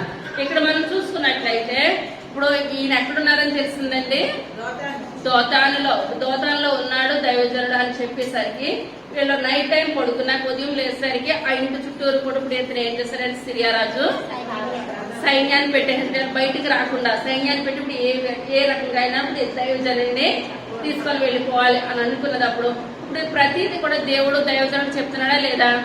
ప్రతిదీ చెప్తున్నాడు. కానీ ఇప్పుడు ఎవరికి తెలియదు? పనివాడికి తెలియదు. పనివాడు ప్రొద్దునే ఏం చేశాడని లేచి బయటకు వచ్చాడు గుర్రాలతోటి రథాలతోటి ఆ సైన్యాన్నంతటిని చూసి భయపడిపోయి ఒక్కసారి లోనికి వెళ్ళి అయ్యా ఇలాగా జనాలు వచ్చేసారు, సిరియా రాజు సైన్యాన్ని చుట్టుముట్టేది చేసేసాడు, మనకి ఎటు చూసినా మార్గం లేదని చెప్పి అనేటప్పటికి ఇప్పుడు ఇతను ప్రార్థన చేస్తున్నాడు అనమాట. ఆ యొక్క దైవజనుడు, ప్రభా నా కళ్ళు ఎలాగైతే తెరిచావో ఈ యొక్క నా పనివాడి యొక్క కళ్ళని తెరవండి. ఇప్పుడు మనం అనుకుంటాము మనం దేవుని సన్నిధానానికి సాతాను అనిపిస్తుంది, ఇంకా కానీ కొంచెం పని చేసే తర్వాత ప్రార్థనకి వెళ్తే కానీ కొంచెం పని చేసే తర్వాత వెళ్తే ఎప్పుడు కూడా స్టార్టింగ్ ప్రార్థనకి చాలా మందిని ఆ యొక్క సాతానుడు రానివ్వటం అనమాట. కానీ మనకన్నా ముందు ఏం చేస్తాయి ఏంటండి, దూతలు వచ్చేసి దేవుని సన్నిధిలో కూర్చుంటాయంటండి. దేవుని నామాన్ని వందనాలు. ఆ దూతల సమయం అంటే ఆ సమయానికి దేవుని సన్నిధిలోకి వచ్చేసి ఇప్పుడు మనము పాడకపోయినా దూతలు ఏం చేస్తాయంటండి, పాటలు గాన ప్రతిగానాలు చేస్తాయి. కానీ ఎవరు గాన ప్రతిగానాలు ఆలకిస్తున్నాడు? దేవుడు మనుషుల యొక్క గాన ప్రతిగానాన్ని దేవుడు ఆలకిస్తా ఉన్నాడు. ప్రతి పని కూడా దూతలు ఏం చేస్తా ఉంటాయి. కానీ ఇక్కడ ఆ ఇంటి చుట్టూ కూడా ఎవరు కాపలా పెట్టారండి? దూతల్ని దేవుడు కాపలా పెట్టాడు. ఇప్పుడు ఎలీషా గారు అంటున్నారు, ప్రభా నేను ఎలా దూతలను చూస్తున్నాను, నా పనివాడు కూడా దూతలను చూసే కృపను దయచేయండి. పౌలు గారు అంటున్నారు, నేను ఎప్పుడు కూడా పాలు తాగేవాడి వల్లే కాదు, ఆహారం తినేవాడి కింద నన్ను దయచేయి ప్రభా. మనము దేవుని మందిరానికి వచ్చినప్పుడు కొంతమంది ప్రార్థన చేయమంటే తండ్రి నాయన ఆమె అంతకు మించి ఎక్కువ పదాలు ఉపయోగించరు. కొంతమంది అయితే భక్తులు పేర్లు చెప్పుకొని ఏం చేస్తారంటే నాయన యోగ భక్తుడు ఆ కార్యం చేశాడు, దావీదు ద్వారా మీరు ఈ కార్యం జరిగించండి. భక్తుల ప్రార్థనల పేర్లన్నీ పెట్టుకుని ఏం చేస్తారండి, ప్రార్థన చేసుకుంటారు. ఎందువల్లంటే మనం రోజు ఇప్పుడు మనం ఆదివారం ఈ రోజు సండే వచ్చింది, కొంతమంది పప్పే వండుకున్నామంటే పిల్లలకి ఏమంటారు, ఇంకా అమ్మ మీద ఇంత బాగా లెగిసిపోతారు. ఎందువల్లంటే నాన్న మీద లెగలేరు కనుక ఆదివారం కూడా నీకు పప్పేనంటే ఉండమంటారు. మన పిల్లల్ని మనం ప్రార్థన చేయమ్మా కుటుంబాలలో కూర్చోనంటే తండ్రి నాయన ఆమె అంటే ఇప్పుడు తల్లి ఏమి లేపాలి, చెయ్యి లేపాలి. అమ్మ నీకు తండ్రి నాయన ఇంతేనా, నీకేం నేర్చుకుంటావు ఇన్ని రోజుల నుంచి? పిల్లల్లో ఏముండాలండి, ప్రార్థనా జీవితం. ఏ పప్పేస్తే కయ్యి మళ్ళేసి నోరు ఏం రావాలి, ప్రార్థన కూడా రావాలి. వాక్యం చదవట్లోను ప్రతి విషయంలోనూ కూడా వాళ్ళు ఏముండాలి, ముందుకుండాలి. వాళ్ళు ముందుకుండాలంటే వాళ్ళు ఏ టైంలో మనం చూసినప్పటికీ కూడా మన చేతిలో ఏముండాలండి, బైబిల్. మనం ఏది చేస్తే మన పిల్లలు అదే చేస్తారు. కానీ ఇక్కడ చూస్తున్నట్లయితే మనం వస్తున్నాము వెళుతున్నాము అంటే కాదు. ప్రభా నేను రాకముందు నా ప్లేస్ లో దూతలు కూర్చుంటాయంటే నాయన మీ చిత్తమైంది పనివాడు కళ్ళు తెరిచినట్టు నా కళ్ళను తెరవండి నాయన. నేను కూడా ఏం చేయాలి, ఆ దూతలు చూస్తే కృపను నాకు దయచేయండి. ఎందువల్లంటే మీ సన్నిధిలో కూర్చొని దూతలు ఏం చేస్తున్నాయి, గాన ప్రతిగానాలు చేస్తున్నాయి. ప్రభా ఆ గాన ప్రతిగానాలు చేసే ఆ యొక్క దూతల్ని చూస్తే కండ్లను నాకు ఏం చేయాలి, మీరు దయచేయండి ప్రభా. నా కళ్ళకున్న పొరలను తీసివేయండి ఆయన, నా కళ్ళు సరిచేయండి అయ్యా, నా కళ్ళను ముట్టండి ప్రార్థన చేసినప్పుడు ఇప్పుడు పనివాని కళ్ళను తెరిచిన దేవుడు మన కళ్ళను కూడా తెరవడానికి సిద్ధంగా ఉన్నాడు. కానీ మనం చేసే ప్రార్థన 5 నిమిషాలు అంటే మన పిల్లలు చేసే ప్రార్థన 2 నిమిషాలు. ఇంకా 2 నిమిషాలకి 5 నిమిషాలకి దూతలను చూడాలంటే ఏమన్నా సాధ్యం అంటారా? ఏ మాత్రం కూడా కాదు. మనం దేవునికి ఏం చేయాలని సమయాన్ని కేటాయించాలి. మన ప్రార్థన ఏదైనా ఈ లోకంలో సాధించాలంటే మన యొక్క శక్తిని బట్టి కాదు, మన యొక్క బలాన్ని బట్టి కాదు, కేవలం ఆయన యొక్క సన్నిధిలో చేసిన ప్రార్థన, కన్నీటి ప్రార్థన. మన ప్రార్థన దేవుని దగ్గరికి వెళ్ళాలి. ఆ ప్రార్థనకు మనకి ఏమి రావాలండి, సమాధానం రావాలి, ప్రతిఫలం రావాలి. అంతే. ప్రార్థనకు మించిన ఆయుధం ఈ లోకంలో ఎంత మాత్రం కూడా లేదు. కానీ పనివాని కళ్ళు తెరిచిందాడు, మన కళ్ళు తెరుస్తాడంటారా? తెరుస్తాడనో చేతులు పైకెత్తండి. దేవుని నామానికి వందనాలు. అడగాలి, అడగకపోతే అమ్మాయినా పెట్టదు. ప్రభా ఆ యొక్క దోతలను చూసే కృపను నాకు దయచేయని, పైన వాడికి దయచేసిన దేవుడవు నాకు దయచేస్తావు, అటువంటి కృపను దయచేయమని మనం ప్రార్థన చేయాలి. తర్వాత అతను సమీపించినప్పుడు ఎలీషా ఈ జనులను అందరితో మొత్తమని యెహోవాను వేడుకొనగా ఆయన ఎలీషా చేసిన ప్రార్థన చొప్పున వారిని అందత్వంతో మొత్తెను. అప్పుడు ఎలీషా ఇది మార్గము కాదు, ఇది పట్టణము కాదు, మీరు నా వెంట వచ్చిన యెడల మీరు వెదకు వారి యొద్దకు మిమ్మల్ని తీసుకొని పోదునని వారితో చెప్పి షోమ్రోను పట్టణమునకు వారిని నడిపించెను. చాలండి. ఇక్కడ చూస్తున్నట్లయితే పనివాళ్ళు ఎప్పుడైతే కళ్ళు తెరిచేసినాయో ఇప్పుడు వాళ్ళకి ముందు ఏమున్నాయండి? వీళ్ళకి అగ్ని రథాలు, గుర్రాలు, దేవుని యొక్క కాపుదలు ఉంది, దేవుని కంచి కనపడుతుంది అనమాట. ఇక్కడ ఎప్పుడు ఏంటి చూసిన యొక్క దినాన్ని మనకి ఏమున్నదండి? దేవుని యొక్క కంచి, దేవుని యొక్క కాపుదల, దేవుని యొక్క కృప.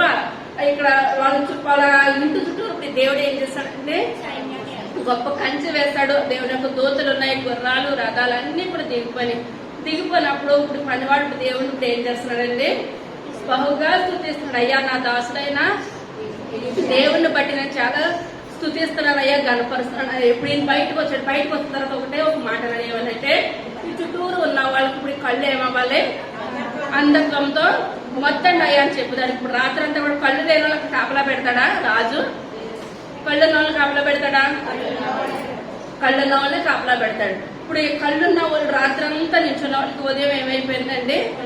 కళ్ళు కనబడలేని స్థితిలో దైవజనుడు అక్కడికి వచ్చి ఇప్పుడు ఏమంటాడంటే మీరు పొరపాటు ఇక్కడికి వచ్చేసారు, ఇది ఏది కూడా మార్గం అయితే కానే కాదు అని చెప్తాడు. కళ్ళు ఉన్నట్లయితే ఎలా మేము కరెక్ట్ గానే వచ్చేప్పని అందరూ ఇప్పుడు కళ్ళు ఏమైపోయి అంధత్వంతో ముత్తేసి. సాధారణ కూడా మనం దేవుని దగ్గరికి వెళ్తామంటే మన కళ్ళని ఏం చేస్తాడు? అంధత్వంతో మొత్తేస్తాడు. ఎందుకు? గంట ఆలస్యమైతే ఆ వాక్యం ఇంటి దగ్గర కూర్చుంటే నైట్ 10 గంటలకు వచ్చేస్తుంది. రేపు పెందలగాడే నైట్ ఆలస్యమైన రేపు ఉదయం చూడొచ్చు. మన కళ్ళకి ఏం కలుగుతుందండి? అంధత్వం కలిగేస్తుంది, గుడ్డితనం కలిగేస్తుంది. మనలో సాధారణ అటు రీతిగా మాట్లాడిస్తున్నాడు. దేవుని సన్నిధానికి వెళ్లకుండా మనల్ని ఏం చేస్తున్నాడండి? అడ్డుపడుతున్నాడు అనమాట. ఇప్పుడు అడ్డుపడుతున్న వాళ్ళు ఇప్పుడు దైవజనుడు వచ్చి ఇప్పుడు ఏమంటాడంటే ఆ కళ్ళకి ఎప్పుడైతే అంధత్వం కలిగేస్తుందో ఇది మార్గం కాదు, వేరే చోట మార్గం అంటే ఇప్పుడు ఎలా అంటున్నారు? ఆ మార్గాన్ని ఏదో మీరే చెప్పండి. ఎందుకంటే వీళ్ళ కళ్ళకి చూపు లేదు, పోయింది కనుక మనకి కూడా సాతానుడు ఇప్పుడు కాదు రేపు ఇంటి కానీ అంటే మన కళ్ళు ఏమైపోయినాయండి? మన కళ్ళు ఏమైపోయినాయి? చూస్తున్నాం గాని చూడలేనంటే, వింటున్నాం గాని వినలేనంటే, ఆ విధంగా మనం ఏమాత్రం కూడా ఉండడానికి వీలలేదు. తర్వాత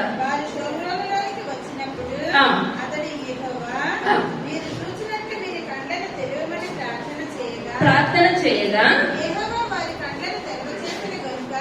వారు తాము షోమ్రోను వచ్చి ఉన్నామని తెలుసుకుని అంతటి ఇశ్రాయేలు రాజు వారిని పాదచూచి నాయనా వీరిని కొట్టుదునా అని ఎలీషాను అడుగగా అతడు నీవు వీరిని కొట్టవద్దు, నీ కత్తి చేతులు నీ వింటి చేతులు నీకు చెరపట్టిన వారినైనా కొట్టుదువా, వారికి భోజనము పెట్టించి వారు తిని త్రాగిన తరువాత వారు తమ యజమాని యొద్దకు వెళ్ళుదునని చెప్పెను. చాలండి. ఇప్పుడు వీళ్ళకి అందత్వం వచ్చిన తర్వాత ఇది మార్గం కాదంటే మాకు దారి చూపించండి అన్నప్పుడు మార్గం ఎలా చూపించాడండి? ఈయన షోమ్రోనికి వెళ్ళిపోయారు. షోమ్రోలు ఎవరున్నారు? ఇశ్రాయేల్ రాజు ఉన్నాడు.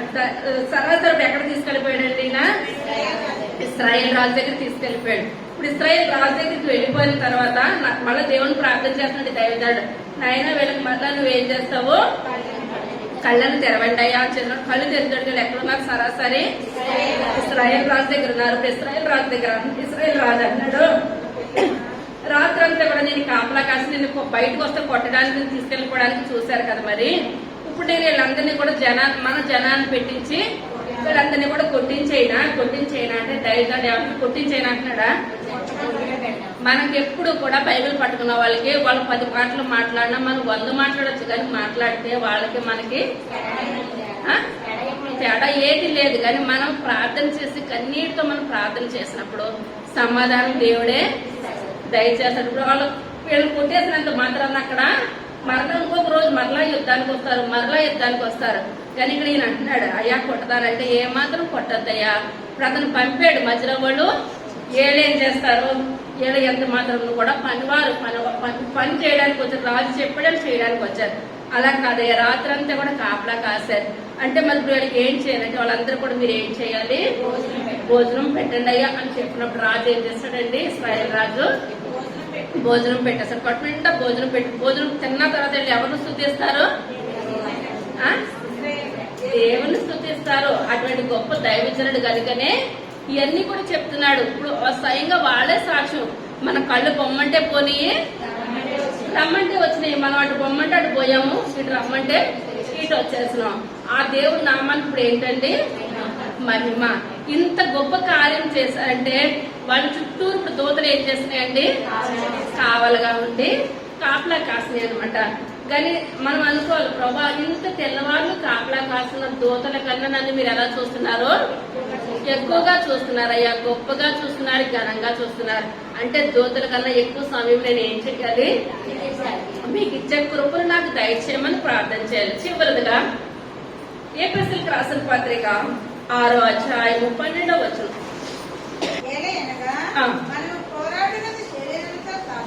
మనము పోరాడినది శరీరులతో కాదు, మళ్ళా ఎలయనగా మనము పోరాడినది శరీరులతో కాదు గాని ప్రధానులతోనూ అధికారులతోనూ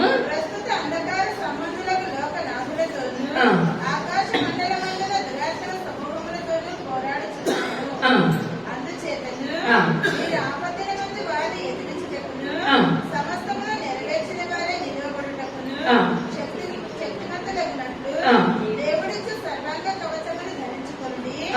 ఎలాగనగా ఈ నడుములకు సత్యమును దట్టి కట్టుకుని నీతి అయిన మహిమకు పెట్టుకుని పాదములకు సమాధాన సువార్త వలనైన సిద్ధ మనస్సును జోడు తడుపుకుని నిలవబడుడి. ఇవనియు గాక విశ్వాసమును దారి పట్టుకోండి. దానితో మీరు దుష్టుని అగ్ని బాణములన్నిటినీ ఆర్పుటకు శక్తిమంతులగుదురు. చాలా ఇదంతా కూడా మీరు ఇంటికి వెళ్ళి చదువుకోవడం చాలా బాగుంటది. ఇప్పుడు ఎందువల్లంటే ఇక్కడ పౌలు గారు రాస్తున్నారు అనమాట ఎఫెసీ సంఘానికి. మొట్టమొదటి మాట ఏంటంటే అనగా మనము పోరాడేది ఎవరితో అంటండి, శరీరులతో కాదు. ఇప్పుడు మనం చూసుకున్నట్లయితే అంటున్నాను కదా, ఇప్పుడు దూతలు వచ్చినా దూతలు ఇప్పుడు ఎలా రావు, శరీరంతో రావు. దూతలు కూడా శరీరంతో రావు. అవి చూడడానికి మన కళ్ళు కావాలి. ఆ కళ్ళు అనగా ఇప్పుడు మనం తెలుసుకున్నా చూసేస్తే కాదు, మనం ఆత్మలో ఏం చేయాలండి, ఆ యొక్క దూతలను చూడాలి. మనం కళ్ళు మూసుకున్నట్లయితే ఆ యొక్క దురాత్మలు వస్తూ ఉంటాయి, దేవుని యొక్క దూతలు వస్తూ ఉంటాయి. దేవుని యొక్క దూతలు ఏంటో, ఆ యొక్క దురాత్మ సమూహాలు ఏంటో మనం ఏం చేయాలంటే గుర్తుపట్టాలి. అంత ప్రార్థన శక్తి మనం కలిగి ఉండాలి. ఒక్కొక్కసారి సాతానుడు ఏం చేస్తాడంటే వెలుగుతోత వేసం వేసుకొని వస్తూ ఉంటాడు. నిజంగా వెలుగుతోత వేసం వేసుకొని వచ్చిన వాడిని నిజంగా మన దూతనుకొని మనలో పెట్టుకున్నాం అనుకోండి, మన జీవితంలో వాడిని బయటికి గంటలేమనమాట. ఏంటంటే బలంగా ఉంటారు. ఇప్పుడు దేవుని యొక్క దూతలు ఎలా శరీరంతో రారో, ఇప్పుడు యొక్క దుష్ట శక్తులు కూడా ఇప్పుడు ఎలా రావండి, శరీరంతో ఎంత మాత్రం కూడా రావు. ఇప్పుడు కళ్ళు మూసుకున్నట్లయితే అవి మనుషులుగానే కనబడతాయి, కానీ వాళ్ళకి ఏముండవు, శరీరం ఉండదు. శరీరం ఉండకుండా మామూలుగా వస్తూ ఉంటాయి అనమాట. ఇప్పుడు మనం అవి ఏం చేస్తాయి, నేను ప్రార్థన చేస్తాను దురాత్మ శక్తులు తీయాలంటే బహు బలంగా ఏలుబడి చేస్తుంది. ఎక్కడ కొడతా ఉంటాయి అర్థం కాలేని స్థితిలో ఏం చేస్తాయి, కొడతా ఉంటాయి, నలగ కొడుతూ ఉంటాయి. వాళ్ళలో ఉన్న బలహీనతలన్నీ కూడా చేసిన వాళ్ళ మీదకి వచ్చేస్తూ ఉంటాయి. అవి ఎంత బలహీనత వచ్చేస్తుందంటే అంత బలహీనత వచ్చేస్తుంది.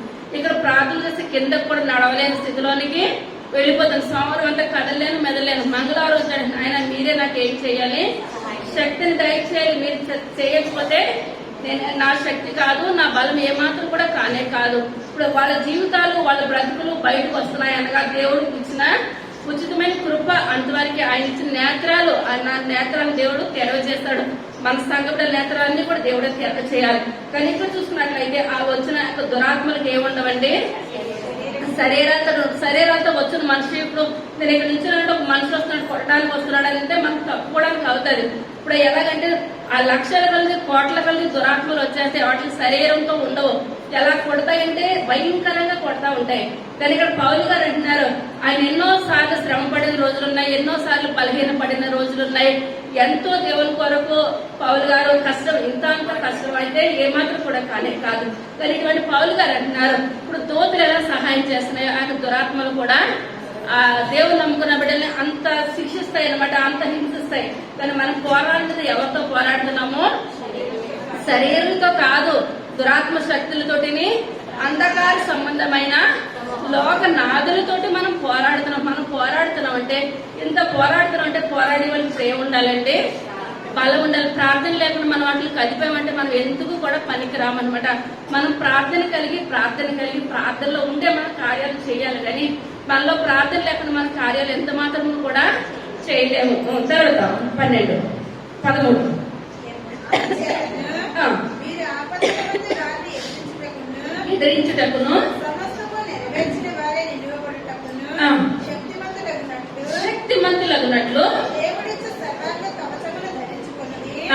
ఎలాగనగా మీ నడుమునకు సత్యమును గట్టి కట్టుకొని నీతి అయిన మైమరపు తడుపుకొని. చాలా ఇప్పుడు మనకి ఏం ఉండాలంటే అండి, సర్వాంగ కవచము. ఆ యొక్క కవచము లేకపోతే సాతాను మళ్ళీ ఏం చేసేస్తాడో పడగొట్టేస్తాడు అనమాట. అప్పుడు ప్రార్థన చేసి దురాత్మల శక్తులను తొలగించే వాళ్ళకి ఇప్పుడు ఏముండాలంటే మొట్టమొదటిగా ఆ యొక్క దుష్టుడు ఏలుబడి చేస్తున్నాడు కాబట్టి సర్వాంగ కవచం ఉండాలి. ఇప్పుడు నా చిన్నప్పుడు ఎప్పుడో చనిపోయింది ఎవరు, ఇందిరాగాంధీ. ఎప్పుడు కూడా ఆవిడకి ఏముండేదండి, బుల్లెట్ ప్రూఫ్ ఉండేదంట. ఆ ఇంట్లోనే ఉన్నది కదా ఆవిడ ఏం చేస్తుంది, తీసేస్తున్నాడు. ఎప్పుడైతే తీసేస్తుందో ఆ ఇంట్లో ఉన్న అతను ఏం చేస్తాడు, చంపేస్తాడు. ఇప్పుడు ప్రార్థన చేసే వాళ్ళకి ఇప్పుడు ఏమి ఉండాలండి, సర్వాంగ కవచం ఉండాలి. ఒక ఊర్లోనంట ఒకరింటికి ఒక దైవజనుడు వచ్చాడంటే ప్రార్థన చేయడానికి వచ్చినప్పుడు అదే సమయంలో అడుక్కుండి అతను వచ్చి అమ్మ నాకు అన్నం పెట్టు అంటాడంట. కానీ ఈ ఇంట్లో ఏది కూడా పెట్టడానికి ఏది కూడా లేదు, పరిస్థితులు బాగాలేదు. మన పరిస్థితులు బాగాలేనప్పుడు మన ఇంటికి చుట్టాలు ఎవరైనా కొత్తగా వచ్చినట్టుంటే పెడతానికి ఏమి ఉండదు. లేదనంటే మనకి ఏమనిపిస్తుంది, సిగ్గు అనిపించి ఇప్పుడు ఏది చెప్పడానికి లేకపోతే ఆ దైవజనుడికి అర్థమైందంట, ఈ యొక్క తల్లింట్లో ఏం లేదు, ఏది కూడా పెట్టడానికి లేదనని మనసులో అనుకొని అడుగుండి అతను అన్నాడండి, అమ్మా ఇప్పుడు పెట్టట్లేదు కదా, పక్కింటికి వెళ్ళరాదా, ఉంటే ఈమె పెట్టింది కదా అని అన్నాడంటే. ఎందువల్లంటే దైవజనుడి ముందు ఇప్పుడు చెప్పడానికే సిగ్గుపడుతుంది కదా అనేసరికి అతను అన్నాడంటే, ఆవిడకి లేనిది నీకెందుకు వచ్చేస్తుందని తిట్టాడంటండి. అతను తిడితే అప్పుడు ఇవి అంటుందంట, అయ్యా పోయి అతని నోట్లో నోరేసి పెట్టారు, అతను మంచివాడి కాదు, ఏ పక్కింటికి వెళ్ళాలా తెచ్చి నేను పెడతాను కదయ్యా, మీరు ఉన్నారని నాకు సిగ్గు అనిపించింది వెళ్ళి తెచ్చి పెట్టడానికి. అంటే లేదమ్మా నీ పరిస్థితి నాకు తెలుసు అలాగన్నానంటే, అతను మంచివాడు కాదయ్యా, అతను ఏం చేస్తాడో చేతబడి చేస్తాడో అలాగే ఇలా చేస్తాడని అంటే, మన దేవుడు ఉన్నంతసేపు కూడా అతను ఏమి చేయలేడు అమ్మా అని నన్ను అందరికి. ఇప్పుడు అంటుందంట, లేదయ్యా మీరు చాలా జాగ్రత్తగా ఉండాలి, అనవసరంగా మా ఇంటికి వచ్చి మీ కుటుంబాన్ని చిక్కుల్లో పెట్టేసుకున్నారని ఇవిడంటే ఆ మాటలు అంటానంటే అండి ఆ ఇంటి ముమ్మరంగా జ్వరం వచ్చేస్తుంది. ఇంకా ప్రార్థన చేశాడు. ఆయన ఇంటికి వెళ్ళిపోయిన తర్వాత తన భార్యతో చెప్పాడంట, నేను పలానా వాళ్ళ ఇంటికి ప్రార్థనకి వెళ్తే అక్కడ ఒక అతను వచ్చాడు, అతను మంచివాడు కాదంట. అప్పటి నుంచి కూడా నాకు కొంచెం నీరసంగా ఉంది, నల్లతగా ఉంది. ఏది ఏమైనా ఈ రాత్రి అంతా కూడా మన ఇద్దరం కలిసి ఏం చేయాలి, ప్రార్థన చేయాలి అని పిల్లలు పడుకోబెట్టారంటే అండి. భార్య భర్తలు ఇద్దరు కూడా దేవుని సన్నిధిలో ఉన్నారు. మోకరించి గంట భర్త వాక్యం చదువుతుంటే భార్య ఏం చేస్తుందంటే అండి స్తుతులు చెప్తుందంటండి. తర్వాత ఒక గంట ఈమె ఒక గంట ప్రార్థన చేస్తుంటే అతను స్తుతులు చెల్లిస్తున్నారు. ఆయన ఒక గంట వాక్యం చదువుతుంటే ఈమె స్థుతులు చెల్లిస్తుంది. ఇలా అతను ఏం చేస్తాడంటే వెళ్ళి ఆ యొక్క దురాత్మలు పంపుతున్నాడంట. ఒక్క దెబ్బకే రక్తం కక్కుకొని ఇతను ఏం చేయాలి, తెల్లవారి కల్లా చనిపోవాలి. అలా చేస్తా ఉంటే అందరూ కూడా అతను వచ్చేటప్పటికి ఎంత అయితే అంత డబ్బులు ఇచ్చేస్తారనమాట. కానీ ఇతను అనుకున్నాడు అలా జరగడానికి ఏమాత్రం కూడా వీల్లేదు, మనం ప్రార్థన చేద్దామని ప్రార్థన చేసేసరికి అక్కడి నుంచి దురాత్మను పంపిస్తున్నాడు. వీళ్ళ మీదకి పంపిస్తూ ఉంటుంటే ఇక్కడ ప్రార్థన ఎక్కువైపోయి ఇక్కడి నుంచి దేవదత్తలు ఏం చేస్తున్నాయండి, కంచి వేసేస్తున్నాయి. ఏ ఒక్క దురాత్మ కూడా వీళ్ళని ఏమాత్రం కూడా ఏలుబడి చేయలేదు. అలా తెల్లవాళ్ళు అతను పంపుతున్నాడు, దూతలు వెళ్తున్నాయి, అతను పంపుతున్నాడు, దూతలేమి ఇతను కావాలా కాస్తున్నాయి.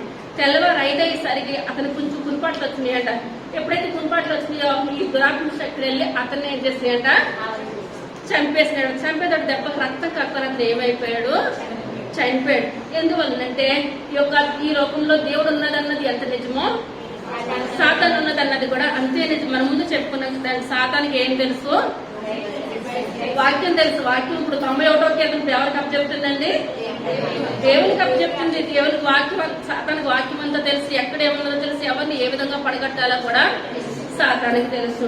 కానీ ఈ విధమైన సాతాను ఈ లోకంలో మనల్ని ఏలుబడి చేస్తున్నానుగా మనం ఇప్పుడు ఏం చేయాలంటే సాతాన్ని ఎదిరించాలంటే సర్వాంగ కవచం అన్న సిద్ధ మనసు జోడు మనకి ఏముండాలండి, ధరించుకోవాలి. నడుమలకు తట్టి కట్టుకోవాలి, కాళ్ళకు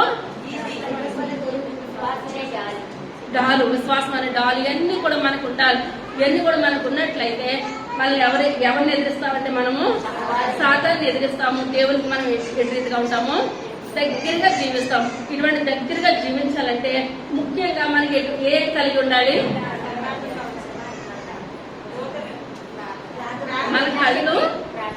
మన కళ్ళు తెరవబడాలి.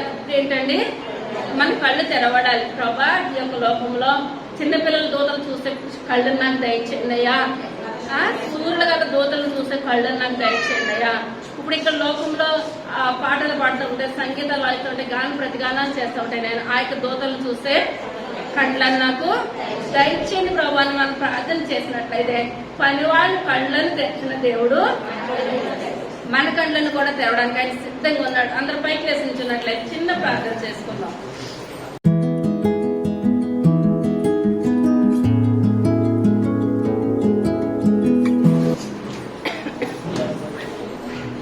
సర్వశక్తి కలిగిన తండ్రి, కృప కలిగిన తండ్రి, దయ కలిగిన నాయన, మీ యొక్క దయ కలిగిన శ్రేష్టమైన నామాన్ని బట్టి ప్రభా లెక్కలేని వందనాలు స్తోత్రాలు స్థుతులు చెల్లించుకుంటున్నాను తండ్రి.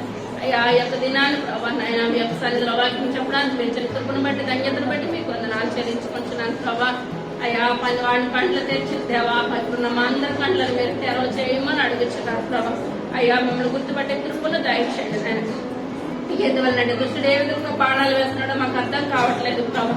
అయ్యా ఇక దుష్టుని ఎదిరించాలంటే మాకు సర్వాంగ కవచము కావాలి నాయన. అయ్యా సిద్ధ మనసులను జోడు మాకు దయచేయండి నాయన. అయ్యా నడుమలకు దట్టిని మాకు దయచేయమని అడుగుతున్నాను తండ్రి. అయ్యా మీ యొక్క సన్నిధిలో బలమైన సాధనాలుగా వాడబడాలి ప్రభు. అయ్యా యోబు గురించి మంచి సాక్ష్యం ఇచ్చావయ్యా, మా గురించి కూడా మీరు మంచి సాక్ష్యం ఇస్తారని మేము నమ్ముచున్నాము నాయన. అటువంటి సాక్ష్యం కలిగిన ప్రార్థనను మాకు దయచేయండి ప్రభు. అయ్యా మా కళ్ళను తెరవండి ప్రభా. మేము పెందల గడిపి యొక్క మందిరాన్ని కాపుచే దోతలు వచ్చి కూర్చుంటాం ప్రభా. అయ్యా దోతల కన్నా ముందు మేము వచ్చి కూర్చుంటే గొప్ప కృపను దయచేయండి. అయ్యా దేవతలు లేని గొప్ప అధ్యక్షత మాకు దయచేస్తాం నాయన. అందుని బట్టి మీకు వందనాలు చెల్లించుకుంటున్నాను తండ్రి. అయ్యా ఎన్ని స్థుతిలో చెల్లించిన మీ యొక్క రుణాన్ని మేము తీర్చలేము. అయ్యా మా యొక్క ఊపిరినంతసేపు నాయన మిమ్మల్ని స్థుతించి మిమ్మల్ని గణపరిచి ఆరాధించే గొప్ప కృపను మాకు దయచేయండి. దీవెనకరమైన జీవితాన్ని మాకు దయచేయండి అయ్యా. ఆశీర్వాదకరమైన జీవితాన్ని మాకు దయచేయండి నాయన. అయ్యా విన్న వాక్యం ఏది నాయన ప్రభు మేము వ్యర్థంగా పోవద్దు ప్రభు. మా హృదయాల్లో భద్రపరిచిన గొప్ప భాగ్యాన్ని దయచేయండి నాయన. మా సంఘ బిడ్డలు మా కళ్ళని మీరు తెరవండి ప్రభా. మిమ్మల్ని చూస్తే నేత్రాలు మాకు దయచేయమని. అయ్యా యొక్క మాటలు ఎంత తప్పులు పొరపాటు క్షమించి నాయన. ఈ యొక్క ఆరాధన యొక్క సన్నిధానం చేరిందని మేము నమ్ముచున్నాం నాయన. అయ్యా ఈ ప్రార్థన గొప్ప ప్రతిఫలం ఇస్తారని మేము నమ్ముచున్నాం నాయన. అయ్యా మా సంఘాన్ని ఒకసారి మీరు దృష్టించండి నాయన. మీ యొక్క దృష్టి మా సంఘం మీరు వచ్చామని అడుగుతున్నాను నాయన. అయ్యా ఏ బడి అవసరంతో వచ్చారు ప్రభు.